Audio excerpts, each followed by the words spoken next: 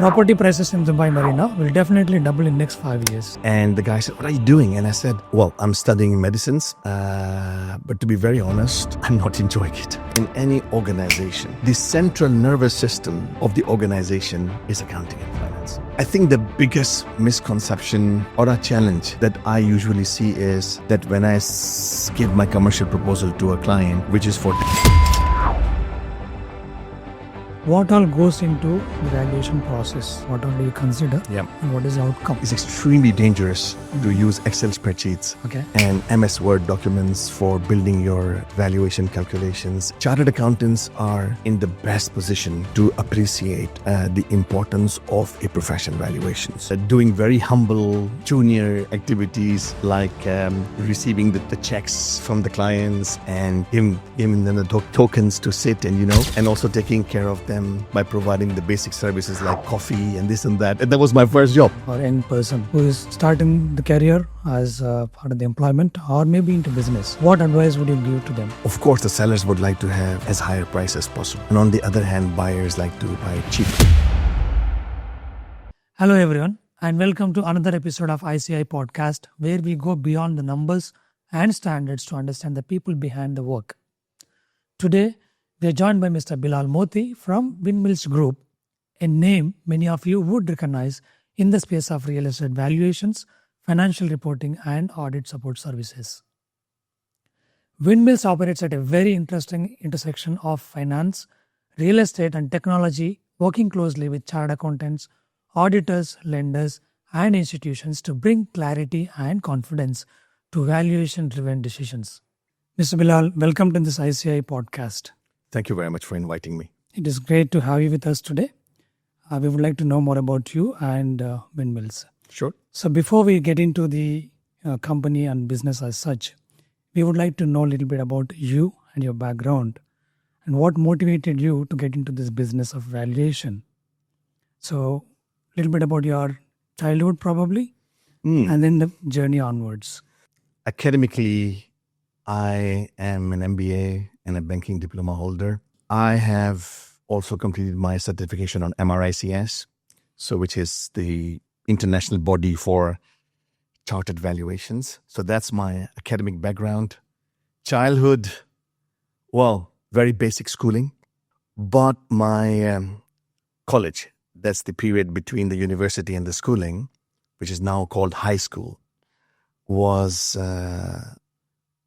in my opinion, the best platform for me to acquire education, to be very honest.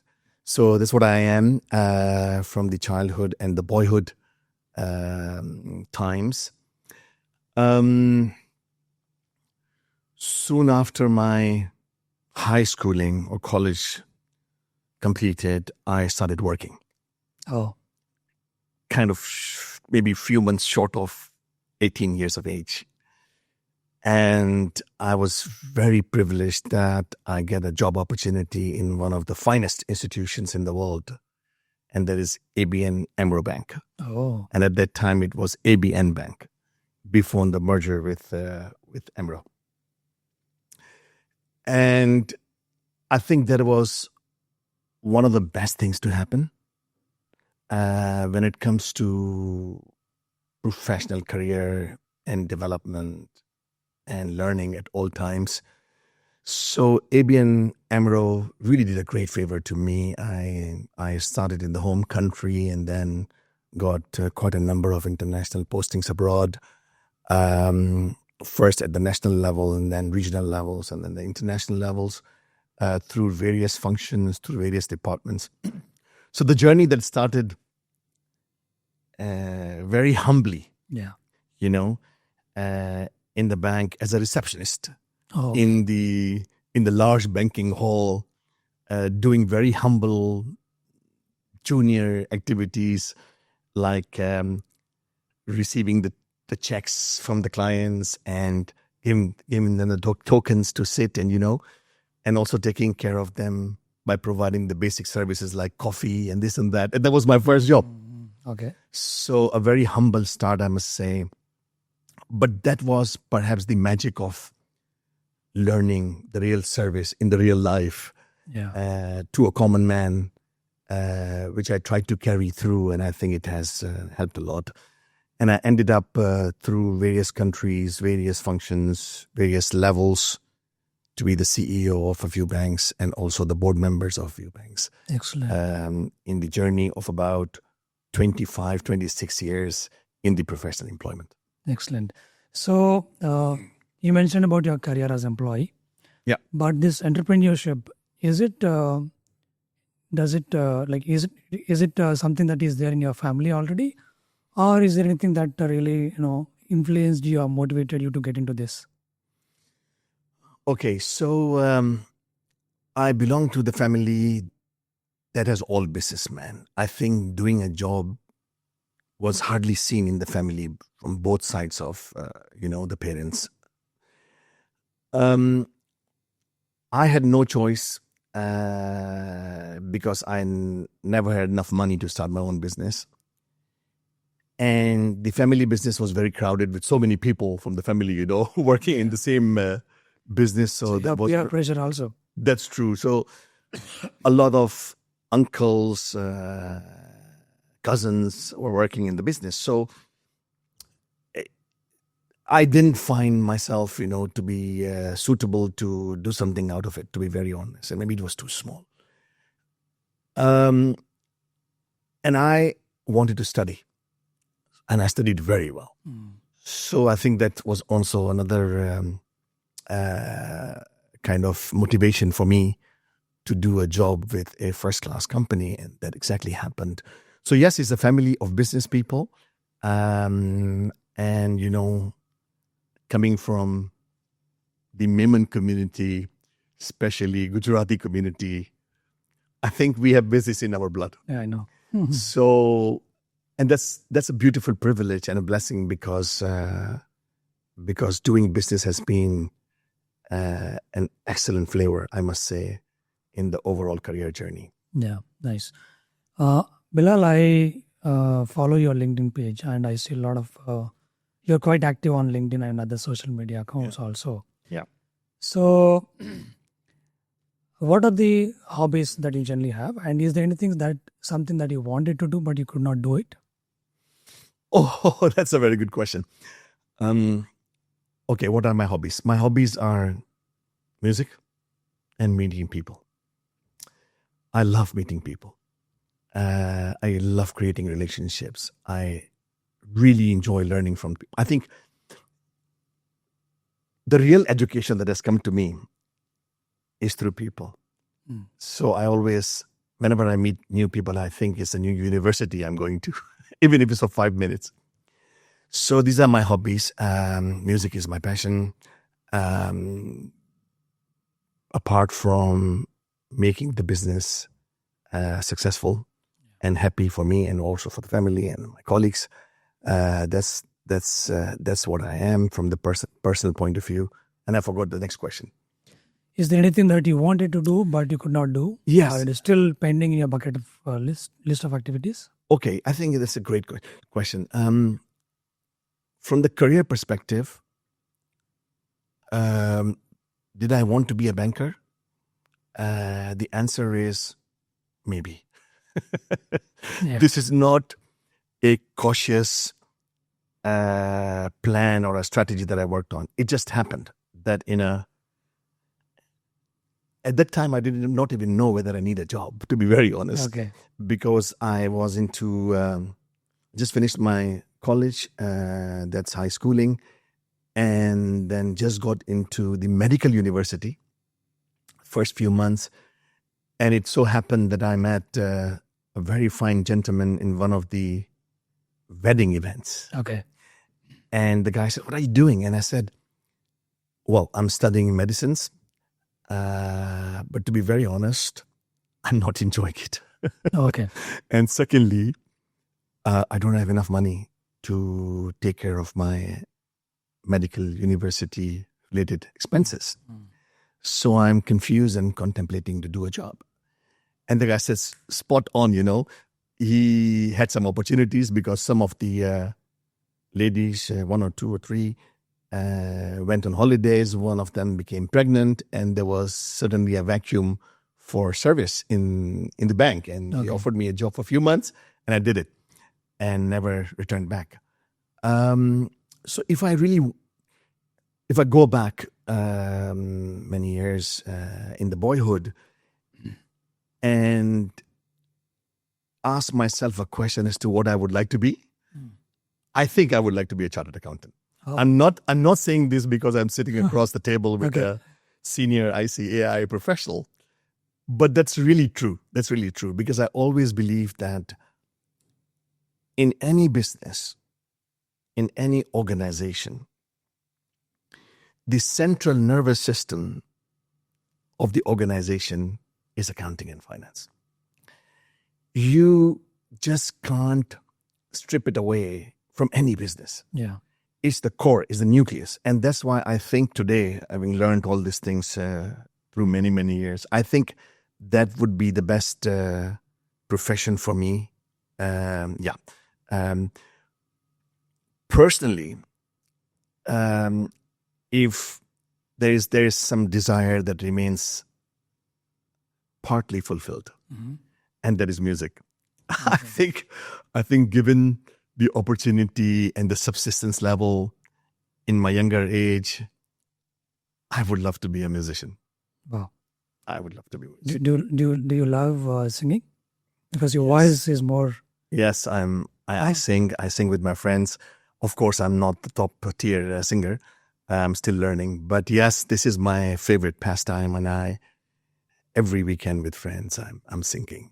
And also at home, to be very honest, I have a new passion now to sing with the harmonium. So I've learned now quite a decent level for me to sustain singing with it. And I really, really, really cherish that. Beautiful. Yeah. So just to come back to the career and business. Yeah. You mentioned that you played, you are on many boards of bigger corporations. Also now running the company for quite a long period. Were there any challenges that you faced as part of your corporate career or as part of your business? Many if you can give us some instances, some occasions. Well, and also how did you overcome that? Yeah. Well, if I generalize it, I would say business in general and service industry in particular is full of challenges. 360 degrees. There are challenges coming from the clients, there are challenging coming from the market, there are challenging coming from the regulatory authorities at times, there are challenges coming from the internal organization, and sometimes there are challenges coming from yourself as well, because you're also learning, right? True. So having said that, life is indeed full of challenges, but my macro mindset is that every challenge is an opportunity. And that is not a learning from the books only. It's a learning from the way I have run my life so far. Right from the childhood, I always had challenges, and the only thing is that you have to learn to embark on that bridge of challenge, face it, and then cross it. So many challenges happens. Sometimes the biggest, for example, is the market itself. We are into property valuations and industrial assets valuations. We are into building surveying services. We are into management consulting services. Let's talk about the valuations when it comes to challenge, because the market in a dynamic city in a country like United Arab Emirates is changing every day. And we work on the basis of what's happening in the market. Transactions, what is listed, what have we done in terms of our own valuation, so that we have a lot of data and a lot of moving data all the time. And we have to pause a particular valuation at a particular point in time. That's a valuation date. So how do you manage pausing the time for a particular property on a valuation date? Yeah. With all the data moving around. Huge challenge, because the things are moving. I mean, a property 1 month ago was a different market value than today. Yeah. So it's a call for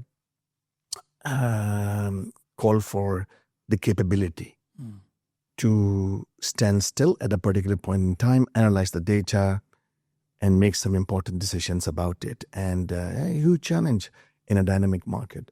The competition, of course, is getting better and better and better. So it forces you to be better and better and better. So few examples of the challenges, but there are always many. And the most important thing is any professional or a businessman has to take a challenge as an opportunity. Get hit is fine. Fall down is fine. But stand up and see why it happened, learn from it, find solutions, and cross it. That's the way to move forward. Yeah, I think stand up is the word that I like the most. Of course, you may see a lot of challenges, but unless you face them and then fight against them, you won't be successful. Correct. Great. Absolutely. You said it. Yeah. I think looking back now, if you were to advise someone, a young boy or young person who is starting the career as part of the employment or maybe into business, what advice would you give to them? I would advise everyone what I advise myself. Yeah. This is the way I can be the purest. When I started my business, 2012, for the first time, and in the United Arab Emirates in 2016, my advice to myself was, at least for a service industry, take care of 4 principles in its purest possible way. My 4 principles or core values to run business have been ethics. Yeah. Okay. We sell trust. And the counterparties around you, the stakeholders, will only trust you if you perform 100% on ethics. Yeah. At all times, in all situations. So I think that's something that I try to keep and hold off at all times. Yeah. Right? Second is results. It's all about objectivity. Are you as a professional or a businessman capable and have the capacity to deliver the results to your clients that meets their objectivity or not? So we have a lot of focus on that right from the day one. Third, the service quality. There's a lot of competition available. Everybody is trying to do its level best. We are also very focused on being better than yesterday. So the quality of the service is extremely important. From the attitude till the post-delivery service, it's extremely important in my opinion. And the fourth, compliance.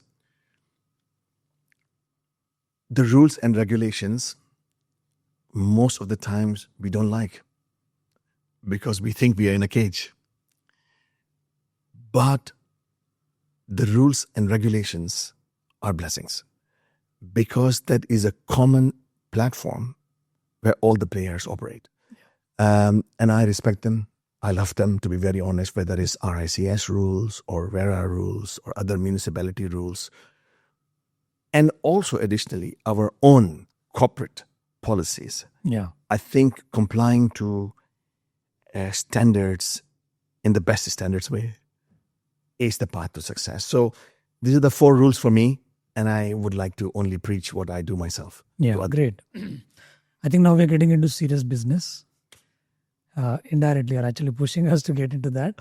So great to know about you. Yeah. And you mentioned that you would love to be a chartered accountant if you're given a chance. Yeah. We as chartered accountants, we are proud of the profession. Thank you very much for that. And for someone who is not aware of what do you do as Windmills Group, what kind of activities do you do? What kind of services do you provide to your clients? If you can just narrate us, what all do you do for the viewers' sake? Sure. I forgot to mention something that I'm very eager to mention for a long time. Yeah. And that's gratitude First of all, I'm very, very thankful to Almighty. I'm very thankful to the family. Very grateful to the United Arab Emirates, Dubai, for providing such a growth-bound ecosystem for the businessman, even the small businessman like me, to do something. Yeah. Very thankful to colleagues and partners like you.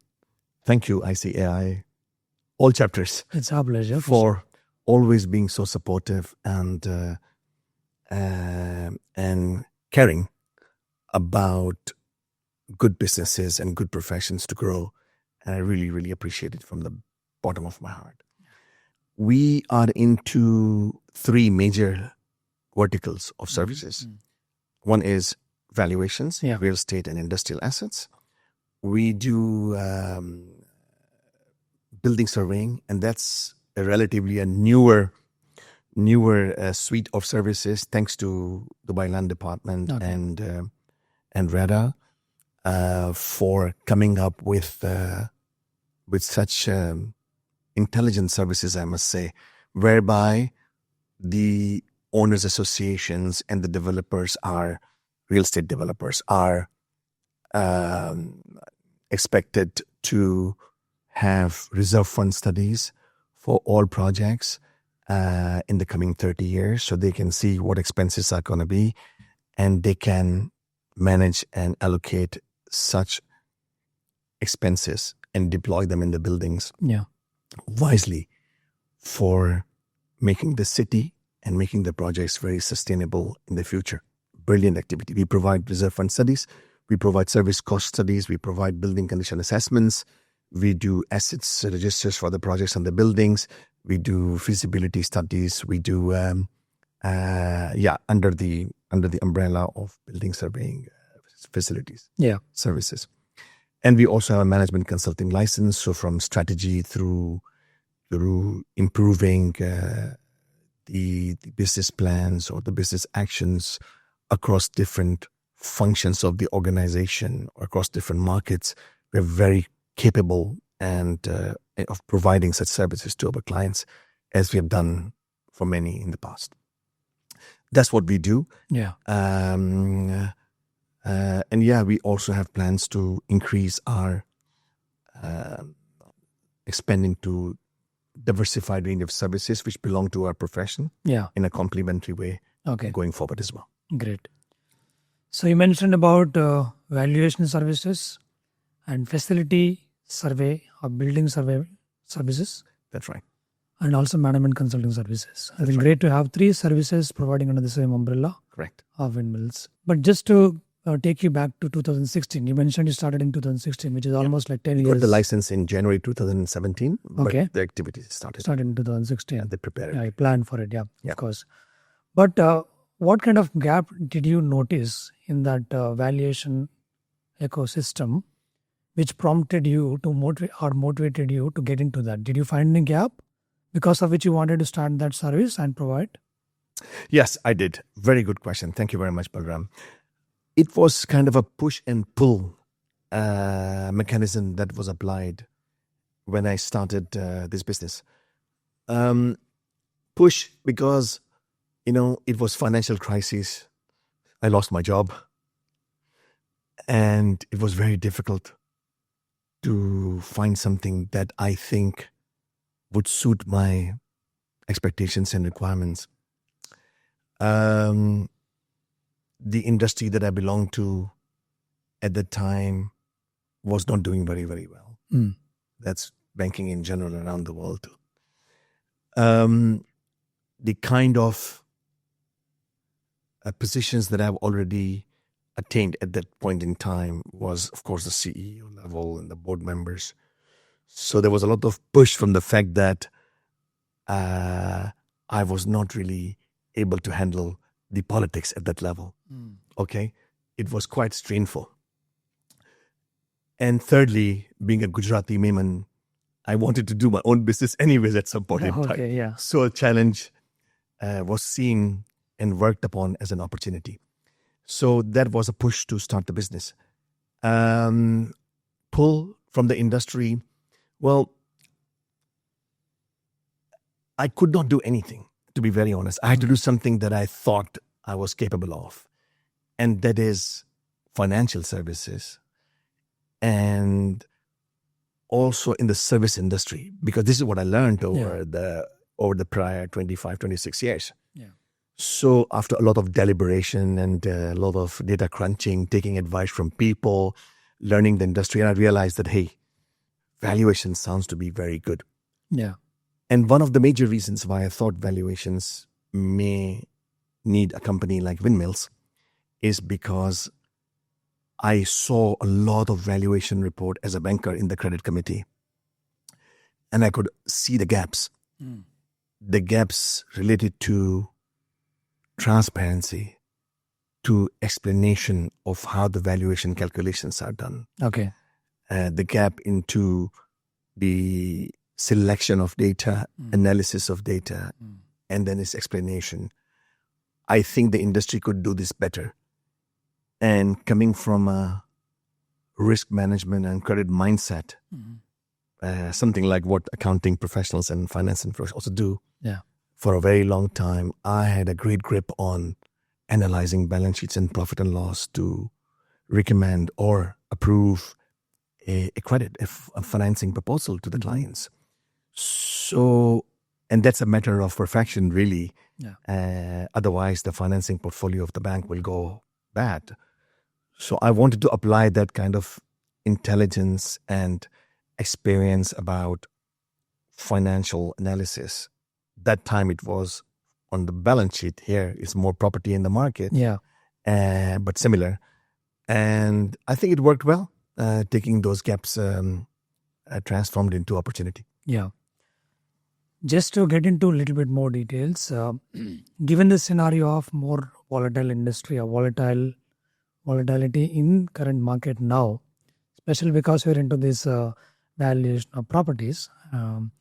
So do you think that your valuation services and the reports that you provide give the investors the opportunity to manage their risk better?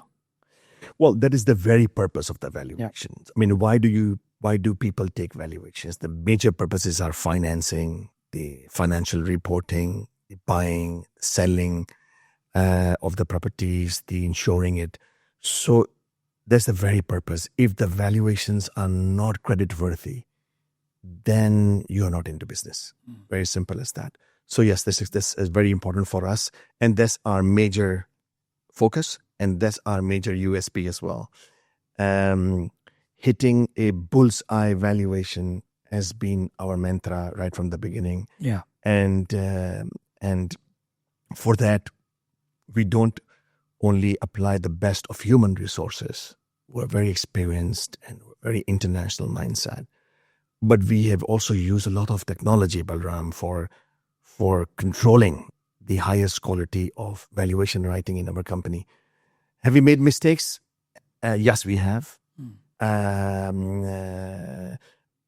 that's I think something that you cannot avoid in human-oriented service, anyways, anywhere in the world. Yeah.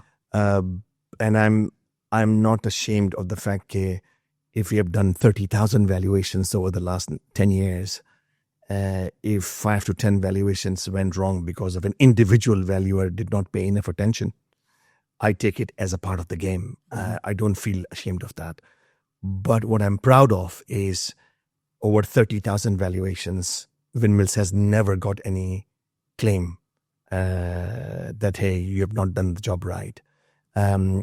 If we did the job wrong in those few valuations, whatever, 3, 4, 5, 6, over the last 10 years, it's more of an individual error rather than a corporate strategy or a corporate standard. But again, at the end of the day, the responsibility lies with me. Correct. And I have to take that responsibility and ensure that our systems, our control, our technology, our people, our processes, our policies are such that we don't even miss out on capacity or capability for even a single valuations, and we're trying our level best to do so. Okay. So I think that helps in maintaining the quality that is required, Absolutely. given that you have so strong policies and controls in your organization, Yeah, which takes care of the quality of the deliverable. that is true. Exactly. And that comes through best people, I think, that we can have, and the technology, the policies, and the governance that we have. Yeah, superb. So let us talk about the intersections that we have. We as chartered accountants, how do you as valuation expert help us in delivering our services or provide our services? What's the kind of help that comes from you as valuation for us as auditors or for us as financial consultants? Yeah. Thank you for asking this question. One of the major reasons why valuations are required is basically for financial reporting. It's an extremely responsible and a sensitive job that a valuation company has to do, because based on the fair value report in the annual reports, the shareholder makes decisions and a lot of other counterparties and stakeholders around it. What Windmills offer is, as said, a very strong focus on the precise valuations. Okay. And the precise valuations demands a lot of work, a lot of background work, a lot of analysis, a lot of processes and policies. So I think my best offer is the precise valuation from the company. And how do we achieve that? That's very, very important. And I think that's important for every chartered accountant, and not only any chartered accountant, but any person who is acting or reacting on the balance sheets and the values in the mentioned there. Chartered accountants are in the best position to appreciate the importance of a professional valuations, because they deal with it every single day. They make the decisions, they recommend the decisions based on that. And I'm very happy as a person to deal with professionals like you as my clients, because I can speak the language that you understand and I can understand the language that you speak, So that's why extremely important.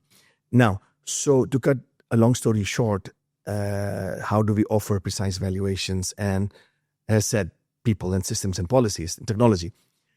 But a few words about our technology. We have built an in-house system called Maxima, and we have provided all the necessary requirements and controls in order to get as much information as possible about the property, about the owners, about the documentation, its legality, it's all the features about it.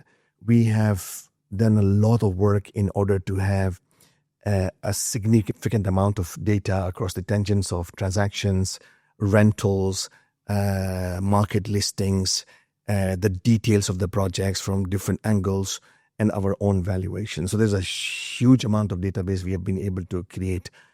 And the most importantly, what I am the most proud of is the algorithm that we have already inculcated in our system.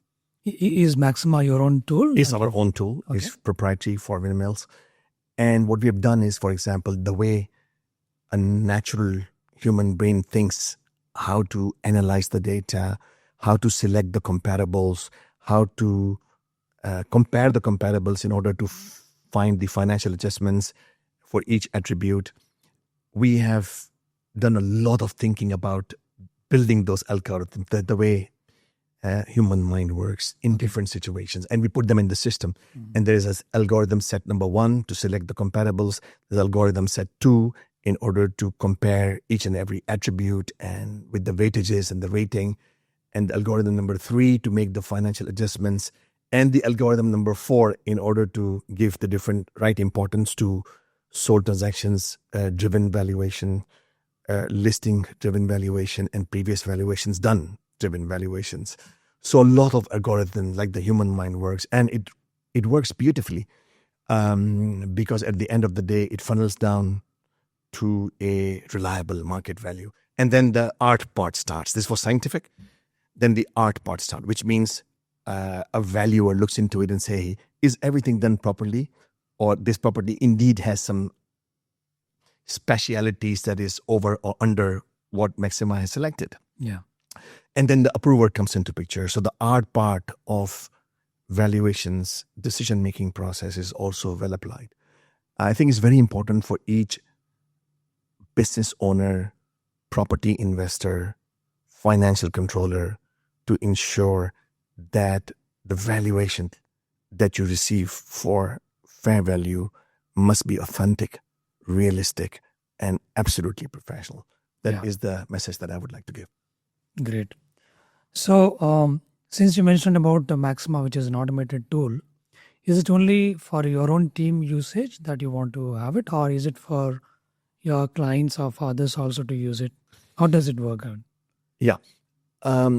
I'm most excited about talking about Maxima because this is something that I've worked on for the last 7 years, and I've really invested a lot of money. So does it help you in improving the quality of the reporting, and then what all does it do for you? Yes. So as a lot of time, money, and energy has gone into it, it really helps. It really helps us deliver a good result to our client based on our principles. Remember, ethics. So controls are basically protecting it. Service, results, and compliance. The control features about all the four core values are embedded in the system. Yeah. So it indeed delivers something very beautiful. Is it for us? At the moment, it is for us. We are building it more and more. Our market approach-based valuations, our income approach-based valuations, our cost approach-based valuations are already delivered by Maxima. Our building services like reserve fund studies, our service cost allocation studies, and our building condition assessments are the 3 services which are already delivered through Maxima. Okay. At the moment, we are focusing on building it more on other services that we have in our mind, but it's an evolving process. And we have given our Maxima application to some of our clients. Okay. So they are using it. We have a client module, so the clients can instruct us as valuation right from there. Okay. And they can monitor the whole process. How do we do the job? And over a period can see individual or collective analysis of all the valuations they've given to us and also the market. So that is working. It's a kind of repository of the data. Correct. It's definitely a repository of data, documentation, all communication with the clients and other counterparties involved. It's all there in the system in one beautiful valuation folder. Okay. All the internal work done, working papers, reports, everything is there in a folder per valuation. So it works very well. Now it's time that we should, I think, roll out the subscription of this valuation application to the other valuation companies in the country or also abroad. So that's going to help the whole industry also if you do that. It's very useful. I mean, there's something built anyways and I know all valuation companies struggle with it. I think it's, in my humble opinion, it's extremely dangerous to use Excel spreadsheets and MS Word documents for building your valuation calculations and building your reports. I think it's extremely dangerous for the clients, even for the valuation firms, because how do you manage those from the confidentiality point of view? How do you store them? How do you pull out something 5 years down the road or 10 years down the road? I think, and I can see that the clients and the market is giving so much support and traction to a company like us for doing things in such an automated way and a controlled way, in my opinion. Yeah. So yes, it's a great thing for each valuation firm. A lot of firms, by the way, maybe building this as well indigenously, but for many other firms, they may not be so capable to develop everything by themselves. Not everyone can do it. Yeah.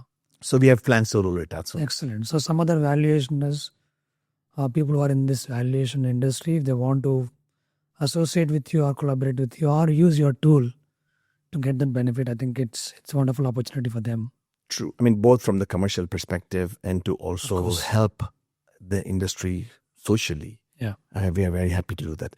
Nevertheless, as I said, there are a number of companies who may also have embarked on technological advancement and achieve that is definitely possible. Yes. But whoever needs it, we are very happy to Excellent. share. Excellent. Even for that matter, even clients also will have access to that. Yeah. They'll be happy to look at the valuation report anytime they want to by logging into their account. Yeah. I think excellent. Wonderful way of taking it forward. Sure. Just to understand from a layman point of view, what all goes into the valuation process? What all do you consider? Yeah. And what is the outcome? Just in a simple way, if you have to explain. Sure. It's a beautiful science, I must say, and also art. So what goes into the valuation process briefly is all the information about the property first, Okay. through documents and through physical inspection by us. So we would like to know first as much as possible about the property itself, because each property can be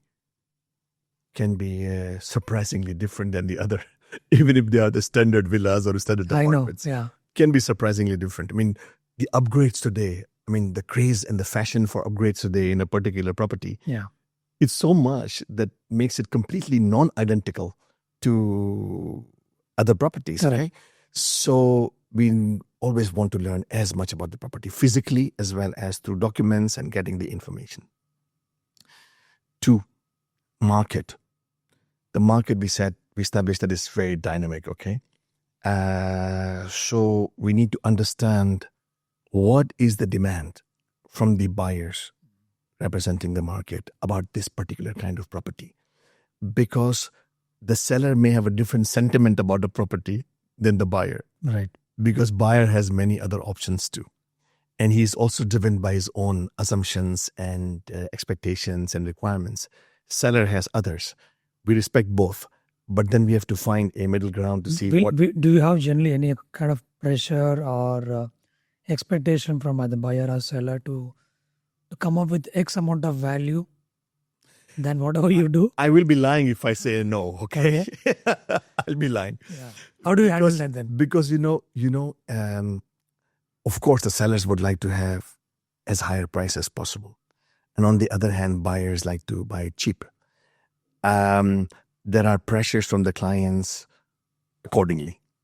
There are pressures from the client for the turnaround time. There are pressures from the client for the economy of the fee. There's a pressure on the client on post-service challenges. Okay, why is 1 million? It should be 2 million. So there are a lot of challenges. Yeah. And I don't blame clients for it. I respect them because this is how our motivations are. Yeah.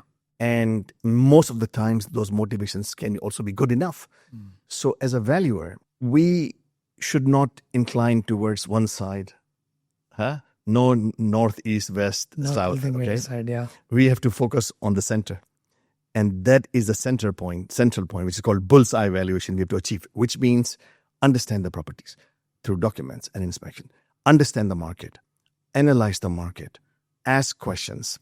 Get whatever Dubai Land Department has opened up data and information about the project. So much, and really, really a huge salute and appreciation to them, that our visibility about the property valuations has gone much better than before. And other municipalities and other Emirates are doing the same as well. We have much more clarity about valuations, about properties, values and prices and rents in Abu Dhabi now.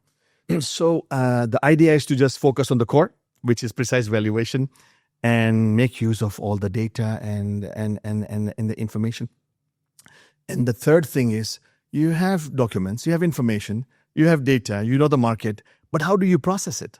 Yeah. How do you process? Do you process it right? Do you get the right comparable? Do you understand in each and every attribute of the property well?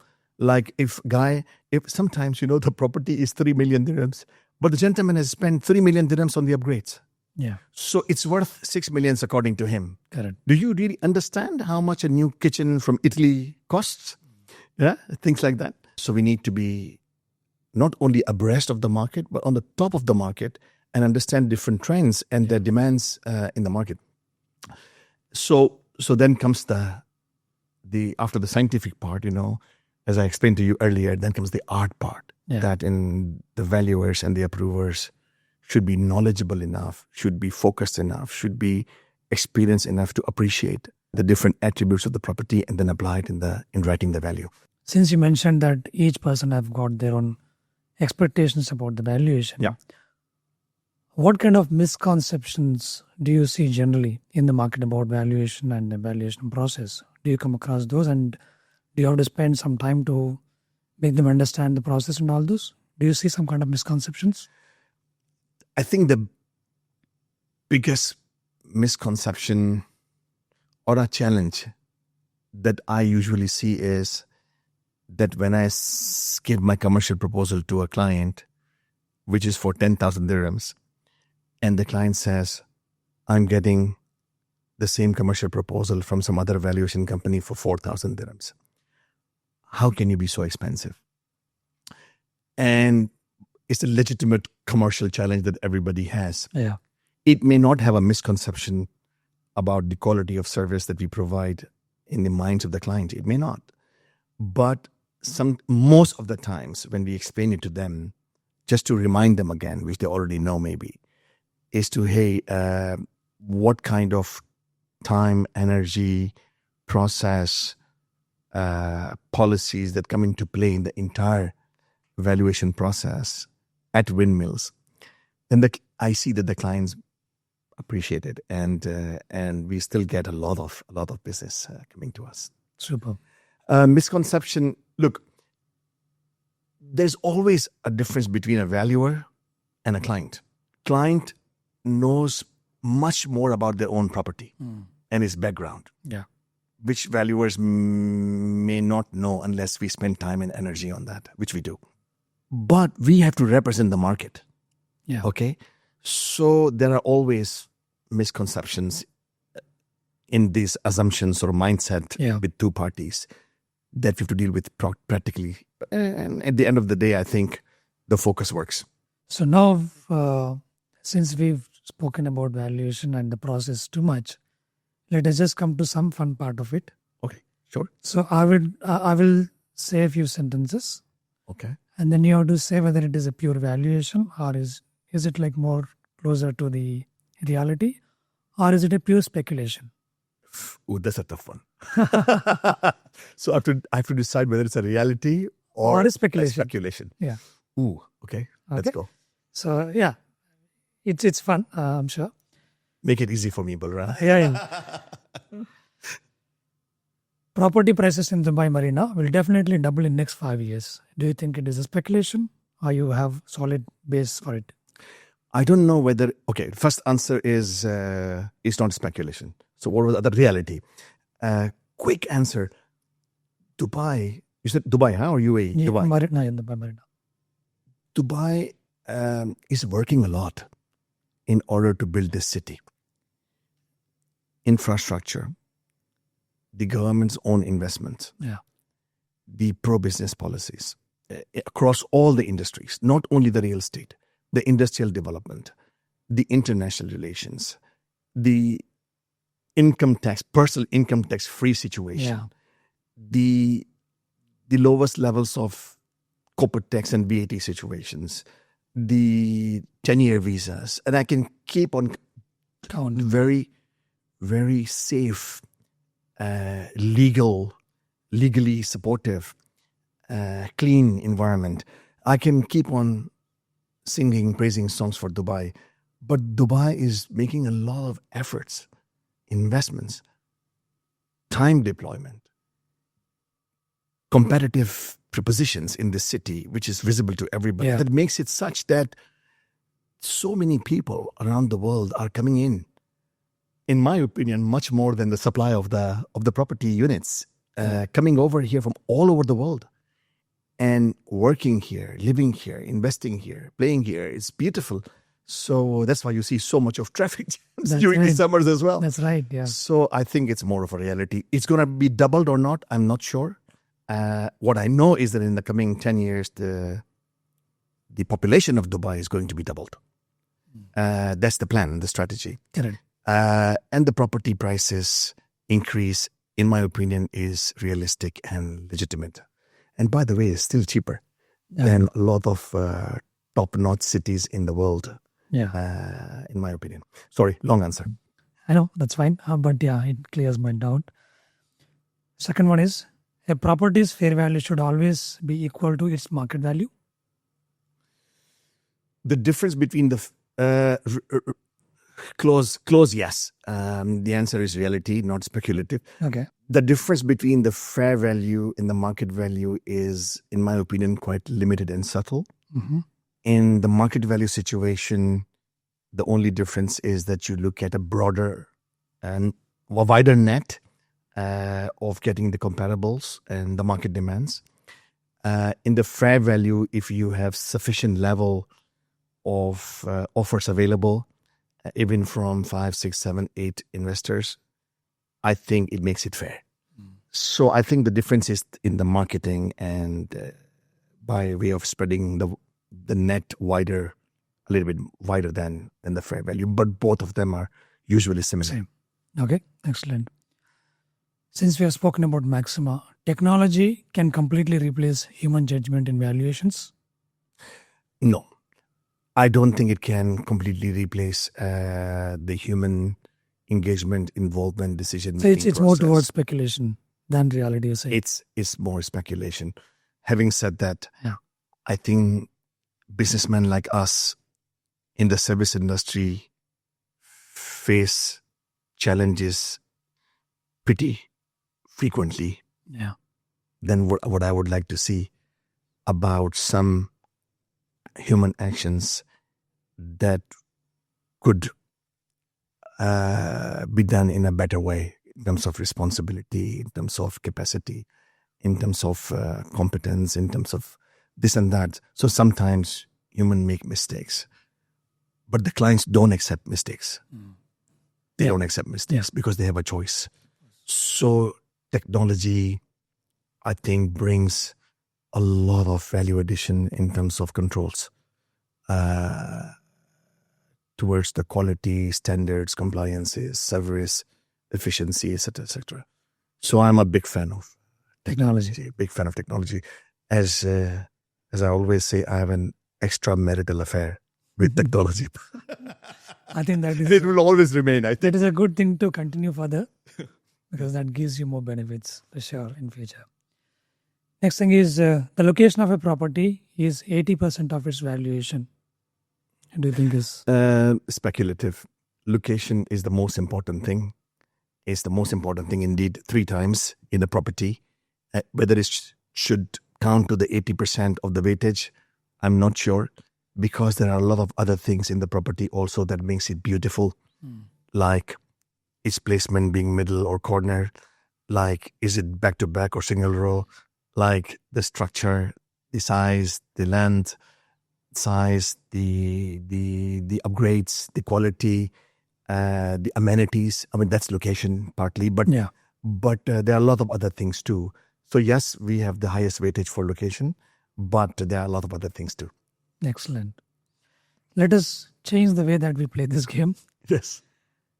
Now this time you have to give the answers in a word or a sentence. In a word only. Yeah. I speak too much. That's fine. Yes, yeah. So let us just look at that. I'll try my level best. Yeah. So if you had to explain valuation to a non-finance person in one sentence, what would you say? Trust. It's just one word. Professionalism. Excellent. What is the strongest property you have ever valued till date? Strongest property. Yeah. Strongest, I don't know how to call a property strongest, but a township in Doha and a super luxury 5-star hotel in Dubai. A market trend in real estate that you think is overhyped right now? No. Okay. I got the answer.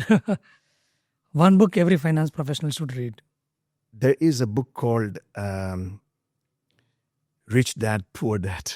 Okay. I read it already. It's not financial book, but there are a lot of financial decision that you can learn from that. Yeah. Excellent. If not real estate and finance, what industry would you be in? As I told you, either I will be an accountant or finance professional, or I will be a musician doing a concert somewhere. Excellent. Excellent. Bilal, I would like to ask you something about something that some of the business people may overlook about helping the community as you grow further, helping your team, helping the community and people around you.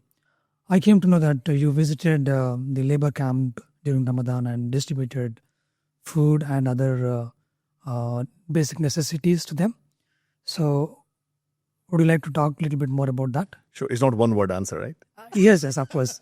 We would like to hear as much as possible, as more as possible. Well, one of the biggest reasons why I started my business, to be very honest, one of the biggest reasons was also doing something for the society. Through this business that I have, we now employ 45 people. I mean, I cannot express how beautiful a feeling this is to provide a platform to 45 people, 45 families. Yeah. It's beautiful. It's a financial platform for them. They earn their living from there. And if I could be one small source of that, it makes me very, very happy. I believe giving is living, to be very honest. Yes, we do. It's very important, and maybe some people forget that. But I think I've never seen a businessman successful, happy, or peaceful unless they do something for the community one way or the other. So we also do that. I don't want to boast about what we do in terms of society, but we have some corporate KPIs for social contribution, and we have some personal KPIs. I am very happy and privileged to be the vice chairman of a business group called Valuation Group at Dubai Chamber, whereby an opportunity is given to me to share with the government how we can improve the valuation industry. So I do my personal contribution towards that. Yeah. Again, there are a few. I'll go briefly. I'm trustee of a hospital. I have certain allocation of charity. I would like to increase my business, not only for my commercial profits, but I would like to see many, many, many more employees earning their living from here. On the corporate side, I think through humble sponsorships that we give, we are able to, and very happy to contribute towards the development of professional associations. As said, very humble ticket, but let's say ICAI, other accounting authorities, other business authorities, we try our level best to support as much as we can. Yeah. And there are a few more initiatives too. Great. You mentioned that you have a team of about 50 people, close to 50 people. Great to see that progress within last 9 years. Thank you very much. For the service industry, that is quite a good number. Thank you very much. I would like to know, what is your vision for Windmill for next 5 to 10 years? I'm 58 now. I don't think I have too many commercial ambitions left, to be very honest. Okay. For me, this success is more than enough, to be very honest, because the most important thing is happiness and peace. And with the grace of Almighty, we have been able to achieve that. Now, the idea is to spread this happiness and peace and success with other people, primarily to the staff members and colleagues. And so the idea is, in the future, yes, we would like to have more services. Yes, we have interest in expanding into new territories. But I think the most important thing is, commercially speaking, be better than yesterday. Yeah. And provide the services in a progressively better way to our clients that we are proud of. And do something more and more for the society, to be very honest. That's more. I also want to be a little bit selfish now at the age of closing to 60, that I want to focus more on health. And I also want to focus more on my hobbies and meeting people. So that will also stay as the priority initiatives in the future. Great. I think thank you very much for taking us through your journey. We learned a lot about you as a person and the valuations that you do, and about your team, about Windmills, and what are the services that you provide as a company, as a team. And we also understood what all goes into a valuation, what are the misconceptions that some of us have got around valuation. And of course, we learned about your automated tool called Maxima. Thank you. Exciting. I wish you all the very best. Thank you very Take that forward to other people in the industry and to also to clients to get benefit out of it. Thank you very much once again for being with us. and being part of this ICAI podcast. Thank you. Looking forward to connect with you again. Thank you. Thank you very much. One last word. Thank you very much, ICAI. If I just share something that I feel in my heart, I'm very impressed by ICAI. What you guys do in terms of developing the profession and the professionals, I think I don't even do 1% of that. Very, very impressive. And once again, thank you very much for giving me such a privileged opportunity to talk to you and ICAI and sharing my personal information. Great. Excellent. Thank you very much once again. So our energy comes from our members of fraternity. So it's those people, those members who encourage us, motivate us a lot to take this forward. I think that's what is the greatest thing about this profession. And Very well done. Thank you very much once again, and great day. Thank you. Thank you for inviting me.